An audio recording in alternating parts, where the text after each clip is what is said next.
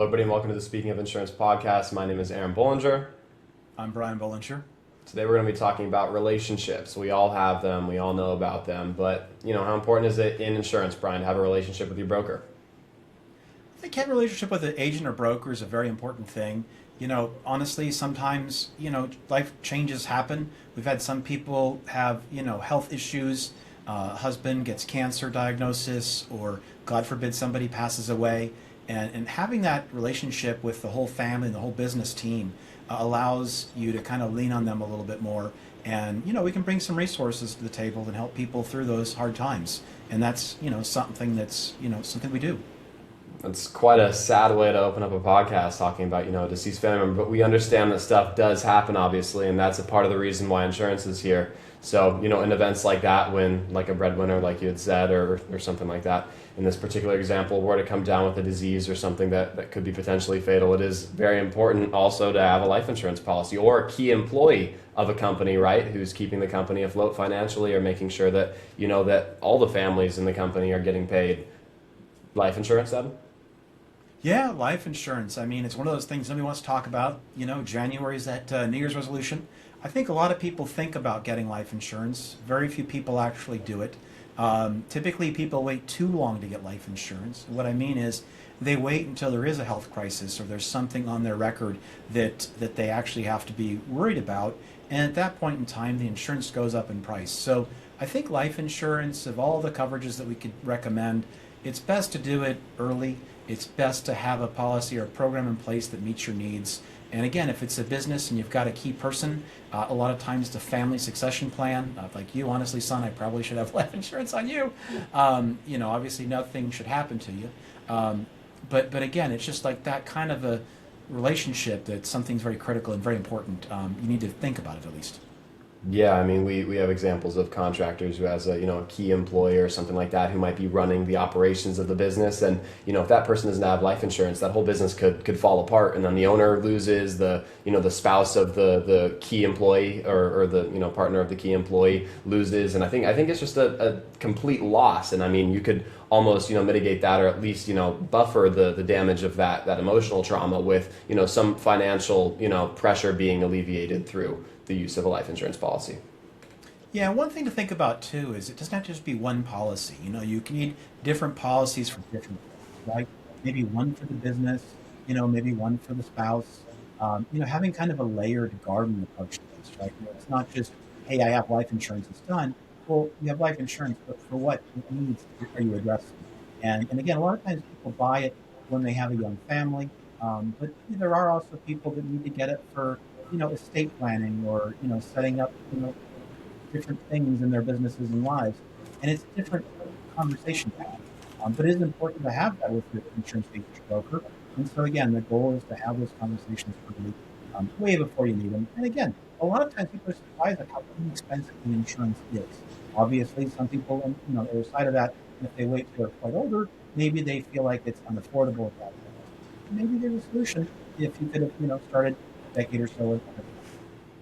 I don't know about everybody else, but I had a hard time hearing some of that. But maybe you can move your mic a little bit. It could just be me though.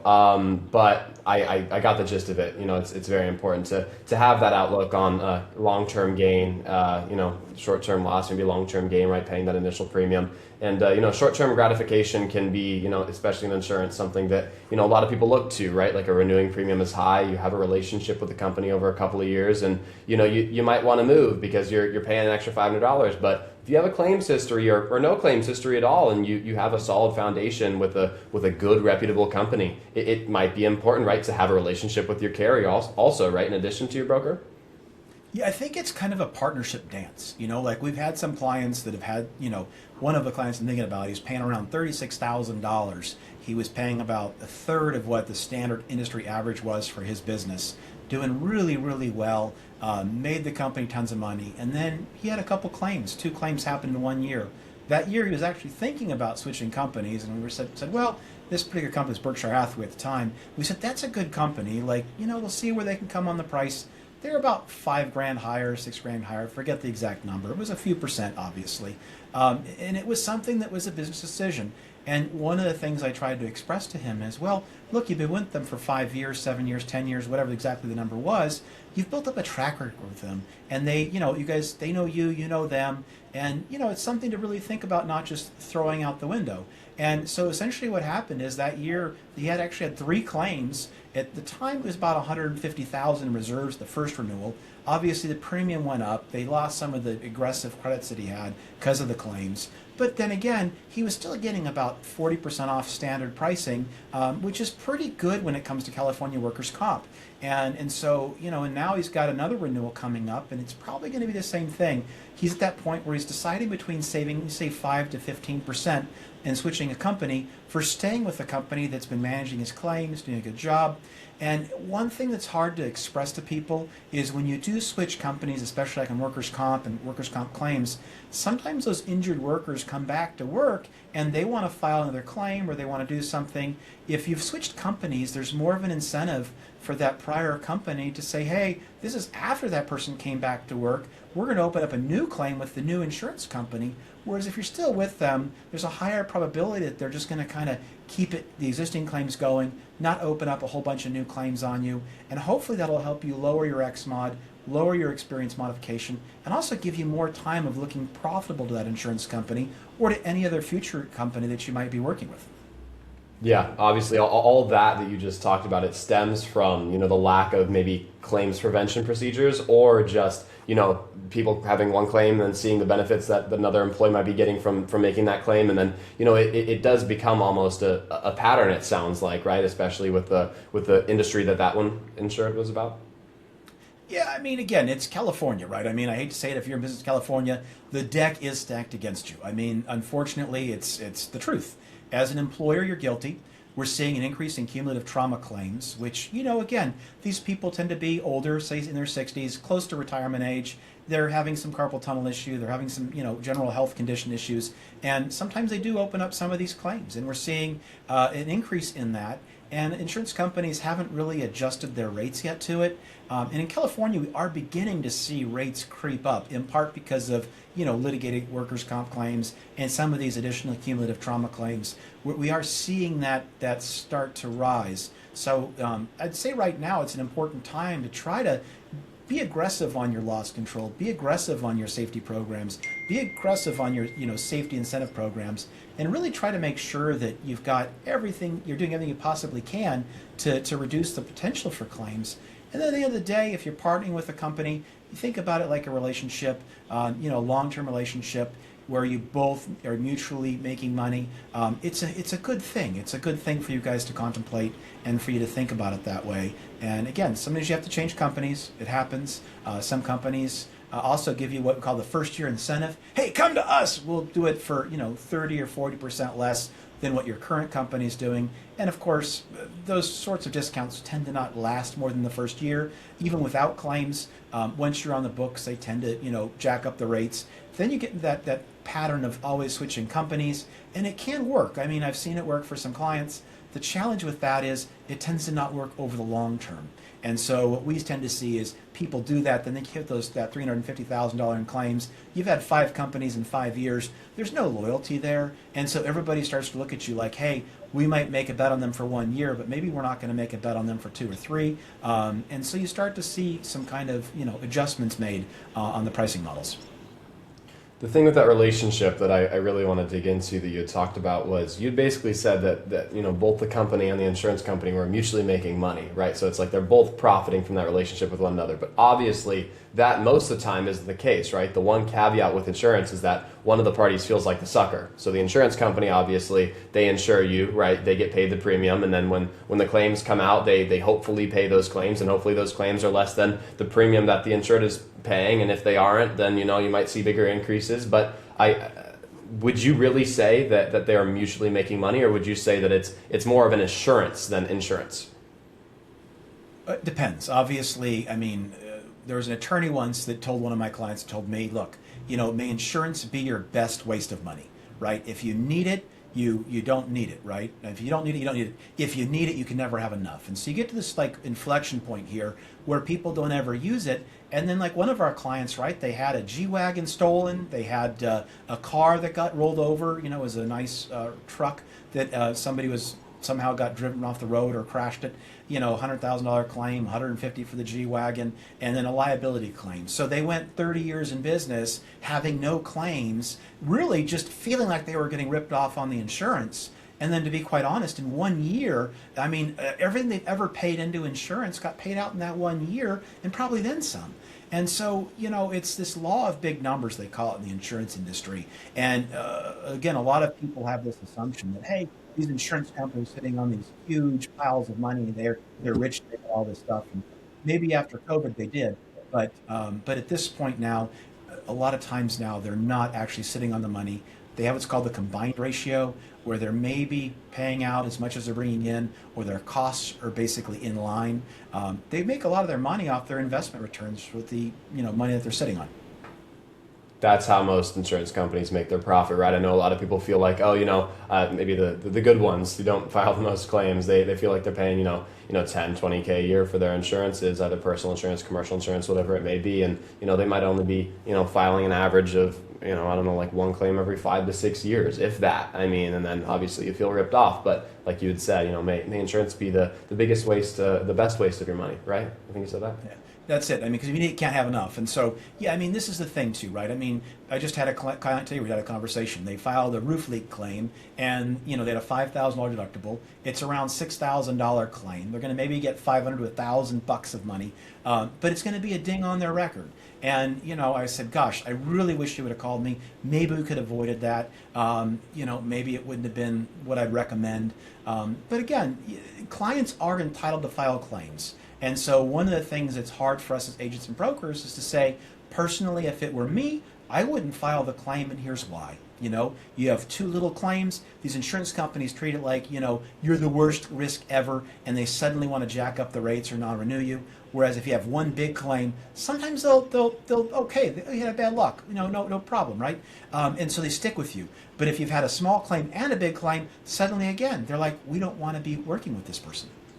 Yeah, I think the biggest thing that insurance companies honestly look for is the frequency of claims, right? So if there's like a pattern, right, and it seems like once every couple of years, like we have an insured that once every 5 years they're averaging a really big loss, right, and so their loss ratio is above 100%, and an insurance carrier is not going to like that. That's not going to be an ideal risk for them. But if you have a somewhat severe loss, and it's like out of the blue, like you had mentioned, the 30 years pretty much with no insurance claims. Obviously, you want to avoid all insurance claims. But if you have to make those claims and you make those claims and the insurance company understands that. But again, like picking your battles, right? As an insurance company, as a producer, right? Because obviously there are some risks that are just, not worth it for the E&O. And then for the obviously the most important one is the client, and the client having to choose, when should I be filing these claims? And so that's really important to understand and have that relationship with your broker and talk to them and say, hey, I've got this claim, my deductible right now is $2,500. This claim might end up being, $4,000, $5,000.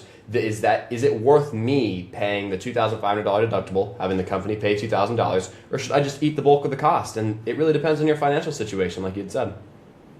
Yeah, I think that's where, again, the relationships and the trust come in, right? I mean, to be able to speak candidly to somebody and say, hey, if it were me, I wouldn't file a claim, and here's why. And really try to give them a number, or at least an idea of what could happen. The challenge we have as agents brokers is then the client comes back and says, so, what do you think would actually happen if I file these 2 claims? And, honestly, we don't know, and so we have to say, officially, I don't know. But anecdotally from my other clients, what tends to happen is they tend to see an increase of, say, 50 to 80%, and that increase can stick with you for a number of years, say 5 to 10 years, depending on what kind of loss we're talking about, what kind of issue. A lot of times these like water damage claims can be kind of troublesome. But again, and also having that relationship where you can actually have an agent or broker tell you, hey, they do have these water shutoff devices. Home Depot sells them. You can have a plumber put them in. It might not save you much on the insurance, but not having that claim, eliminating or at least greatly reducing the potential for a water leak claim. Again, some of those claims, they go on for a long time, might not even be covered by the insurance. Some of that mold damage and dry rot and stuff like that can happen. So it's really important to have that relationship, have that conversation, really try to educate the consumer about the steps they can take to try to help mitigate the potential for claims and help them be long-term profitable for the insurance company. Again, the reason for that is not to make the insurance company money, it's our clients pay less for their insurance. Yeah, you'd mentioned the water shutoff device. I mean, we've seen examples. I mean, like where A, that saves the claim in the first place, or B, it saves the client money in the short run. I mean, like, and long run, obviously, because you do get offered credits most of the time by some insurers in California for having that device. So if you do have that device or you're thinking about getting that device, make sure you let your insurance broker know, because there might be, a 50, $100, $150 credit sitting, waiting for you, or even higher than that, depending on your house and its worth. So that's a big thing also to consider is credits and applying credits to these personal insurances, right? But I wanted to get into this one thing, because we're on the topic of relationships, and I think obviously relationship with a company, relationship with a broker, those are really crucial things to have, especially when you're having insurances and needing insurances because you do have properties or investments. But talking about investments, the biggest relationship is the best way to build a relationship is to make sure that you pay your premiums, I think, right? Having that trust in your broker and that relationship. We've seen some instances, haven't we, recently, where people who necessarily they can pay the prices aren't. What does that tell you? What does that make you feel as a broker? Well, I mean, one of the challenges you have, right, in any business is you want to be able to spend time doing things that really help the client. And, talking about ways they can reduce their premium costs, talking about things they can do to improve their performance in terms of, lowering their premiums, but also being better protected by maybe having a personal umbrella policy or a corporate excess liability policy, really digging into coverages and talking about pros and cons. That's where I think our value add is. When we end up spending a lot of time tracking down people not paying and cancellation notices, or God forbid lapse in coverages, those are red flags, not only to agents and brokers, but to insurance companies. You have to think about it. The average insurance company spends a lot of money issuing policies, underwriting policies. Those are very time consuming and expensive things for them to do. They're not in the business of being debt collectors or even canceling people for non-pay. We've even seen some companies after the second or third, late pay notice, they want their premium paid up front at the renewal, or they fail to offer renewal because they say this client is not serious about maintaining insurance, and they're worried about getting sued if there is a lapse in coverage and a claim happens. Then the client's like, well, hey, nobody told me I didn't pay my premium. Well, honestly, shouldn't be the agent or broker's fault to, be responsible for making sure the clients are paying. And honestly, it shouldn't be the insurance companies either, but it is. It's one of those things that it's a red flag. It's not necessarily a deal breaker, but it is a red flag, and you do have to have that honest conversation with clients. Hey, good clients pay their bills on time. Good clients, talk to us and form a relationship, and we can actually help them add value and protect their family and their assets going forward. Bad clients, honestly, tend not to pay bills, tend to file these smaller little claims, tend to really pay a lot for insurance. And it's sad to say, they end up getting less and less service that they need because of those things. The biggest thing, I mean, lapses, right? I mean, that's such a hard thing to deal with as a broker, as an insured, as an insurance company, when you have to re-underwrite the risk, right? I mean, like I kind of want to compare it to like LADWP, right? The LA Department of Water and Power, right? You might get a monthly auto pay depending on what you have set up, or you might have to manually make the payment. But I mean, eventually there comes a point where your water or power might turn off if you don't pay. And that's exactly what happens with insurance. If you don't pay, the insurance company gets no benefit from having you as their insured. And slowly that relationship deteriorates to the point where if you're late 10 times, I mean, what is that? I mean, like, obviously some clients have the idea of, pay once, cry once, right? I mean, and I completely respect that. Others would prefer to have the manual or the monthly payments. But as long as that's on auto pay and you can make sure that you track it, that's a good thing. That's okay. I mean, right, you might be able to gain a little bit of interest on your insurance money, or whatever it may be for your reason for that. It might be, you might get your monthly check, and it might come out of that immediately depending on how you have it set up. But if that's on manual and you've got to remind yourself, you got to make sure that you're really good about that, because we've seen prices go up hundreds of dollars for the same exact policy just because there was a lapse. And I mean, that's hundreds of dollars that you could be paying bills with, that you could be paying for other things with, going out with your family, right? Doing fun things or livelihood things, right? And so we really want to emphasize lapses are a net negative for everybody. And yeah, adding what you said, you're right, Aaron. That's very, very insightful.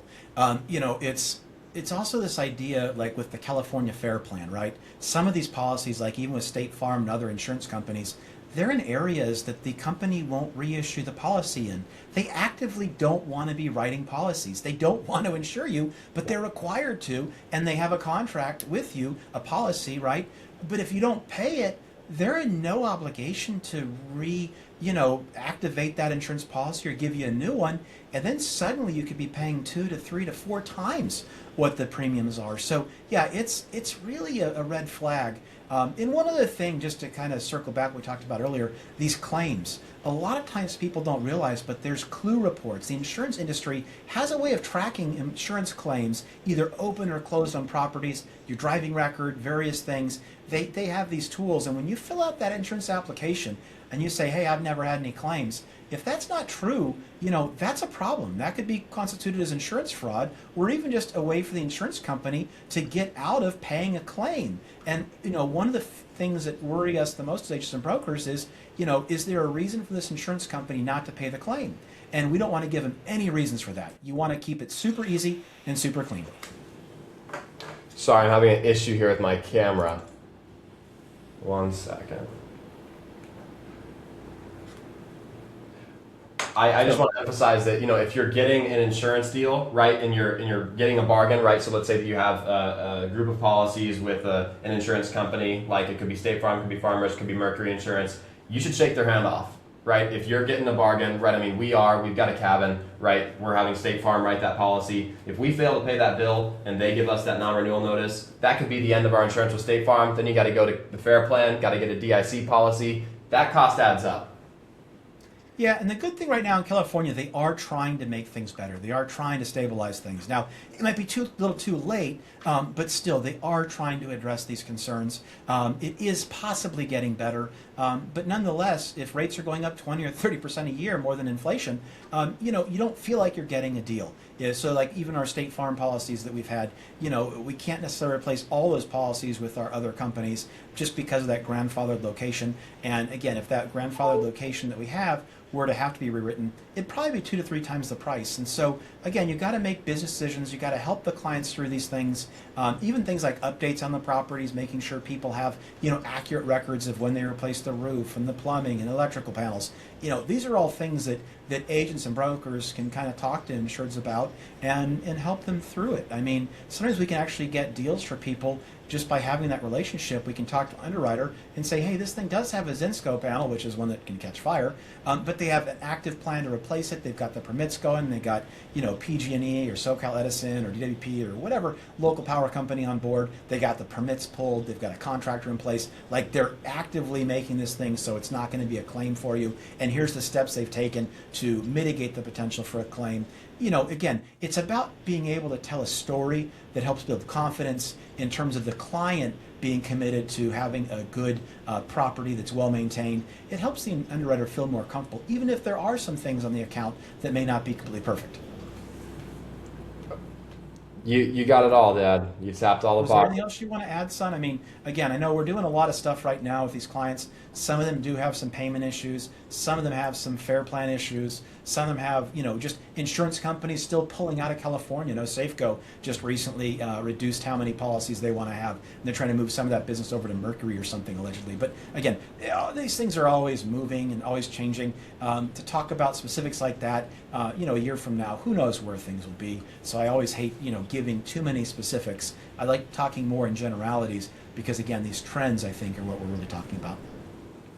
Yeah, well, I mean, we've been seeing a lot of trends, right? I mean, sadly, a lot of people not paying their insurance premiums, right? If they're especially on monthly payments or things like that, and then a lot of policies getting non-renewed. And of course, it's our job to make sure that you have insurance and to get you the insurance that you need. But I mean, the second it becomes paying your bills, I mean, we're not responsible for that. I mean, like we can help, right, with reminders and things like that, but Well, and again, like sometimes you can move somebody from one company to another, like especially on the commercial side, you can save somebody $10, $20, $30,000. That's when we really feel good. You know what I mean? We feel good we can do that, but that does take open and honest dialogue, pros and cons, understanding what the client's doing and not doing, really pitching that to the insurance companies in a way that they can understand. And that's that relationship aspect. Some of our clients, have done work in the past that, maybe we can't, move them to someplace for cheaper. And so again, it's important to have a dialogue about the pros and the cons and try to really fit a client with a company that can give them the coverage they need, not just for the stuff that they're doing today or yesterday or tomorrow, but really that kind of is an entire program that works them over the long term, gives them maximum flexibility for doing jobs and getting making money. That's why you have insurance, really, is to make money so that you can go out there and feed your family. Yeah, especially with contractors, right? When you're required to have insurance, or with personal auto insurance. I mean, like you're required to have some of these things, and it's for good reason too. And making sure that you have the right carrier, the right company, the right broker to walk you through the processes, make sure that you're properly insured, and you're with the right company and have a relationship with them, hopefully. And if not, maybe you start today. Sounds good. Yeah. Well, thank you so much for your time. That's I think all I got for today. Thank you. Yeah. Anything else to add? No, I think that's it. I mean, I hope everybody has a claims-free day. Claims-free month, year, decade. I mean, honestly, let's try to get that under control for people that need it. And again, we're here to help if anybody needs help. Okay? Thanks so much. Yep. Peace.